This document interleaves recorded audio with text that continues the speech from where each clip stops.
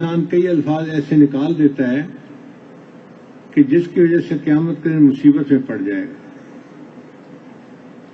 الزام تراشیاں، بہتان تراشیاں، یہ ساری زبان سے ہی ہوتی ہیں.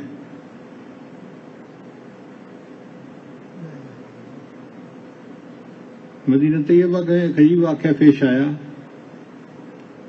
ایک عورت فوت ہو گئی تو غسل دینے والی عورت کو بلایا گیا. اب وہ غسل دینے والی عورت جب اس کو نہلا رہی تھی تو وہ اس کے جسم پہ صابن لگا رہی تھی، ران کے اوپر وہ صابن لگا رہی تھی. اس دوران اس نے بات کرتے ہوئے جو پانی میں ڈیلنے والی عورت تھی اس کو یہ کہہ دیا کہ یہ تو فوت ہو گئی مگر اس کے فلاں بندے کے ساتھ ناجائز تعلقات تھے. اب جیسے یہ بات کی اس کا ہاتھ اس مردہ عورت کی ران کے ساتھ چمٹ گیا. چھڑانے کی کوشش کرتی ہے تو ہاتھ چھوٹتا نہیں. 1 گھنٹہ گزرا، 2 گھنٹے گزرے. گھر کے لوگوں نے شور مچانا شروع کیا کہ بھئی میت کو غسل دے کے فارغ کرو تاکہ ہم اس کو جنازہ پڑھیں اور دفنانے کے لیے لے جائیں. تب بات سامنے آئی کہ جس طرح ہاتھ جو ہے وہ مردہ عورت کی ران کے ساتھ چپک گیا ہے اور ہٹتا نہیں. جو نہلانے والی عورت کے رشتہ دار تھے وہ کہنے لگے کوئی بات نہیں، مردہ عورت کی ران سے تھوڑا سا گوشت کاٹ دینا چاہیے تو ہاتھ الگ ہو جائے گا. جو میت کے رشتہ دار تھے وہ کہنے لگے کیوں، ہم اپنی مردہ عورت کا گوشت نہیں کاٹنے دیں گے، کاٹتے ہیں تو اس کا ہاتھ کاٹو. اب ایک نزاع کی صورت پیدا ہو گئی. یہ بات پورے مدینے میں پھیل گئی.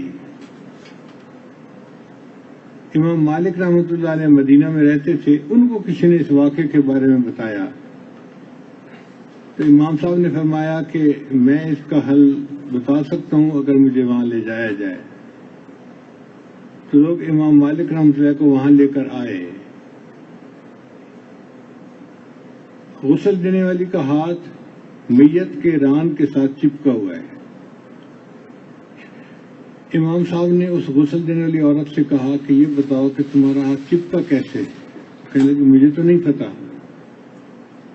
تو میرا پوچھنے کا مقصد یہ ہے کہ تم بات کر رہی تھی؟ جی میں باتیں کر رہی تھی. تم نے کیا بات کی جس وقت ہاتھ چپکا؟ اس نے کہا جی میں نے یہ کہا تھا کہ اس عورت کے تو فلاں مرد کے ساتھ ناجائز تعلقات تھے. امام صاحب نے فرمایا کہ تمہارے پاس کوئی شرعی گواہی ہے اس کی؟ اس نے کہا نہیں، ایک مرتبہ یہ عورت گزر رہی تھی تو وہ مرد اس کو دیکھ دیکھ کے مسکرا رہا تھا تو میں نے خود ہی گمان کر لیا کہ ان کا آپس میں کوئی برا تعلق ہوگا. صرف مرد کو مسکراتے دیکھ کر گمان کر لیا کہ عورت کا اس کے ساتھ برا تعلق ہے. امام صاحب نے فرمایا اس کا مطلب ہے کہ تم نے اس کے اوپر بہتان لگایا، اب تجھے بہتان کے 80 کوڑے لگیں گے تب تیری جان چھٹے گی. چنانچہ جلاد کو بلایا گیا اور غسل دینے والی عورت کو 1 کوڑا، 2 کوڑا، 75 کوڑے، 78 کوڑے، 79 کوڑے مارے گئے اور اس کا ہاتھ چپکا رہا. جب 80 کوڑے پورے ہوئے تب اس کا ہاتھ الگ ہوا. کہنے کو کتنی چھوٹی سی بات ہے کہ جی اس کا اس کے ساتھ ناجائز تعلق،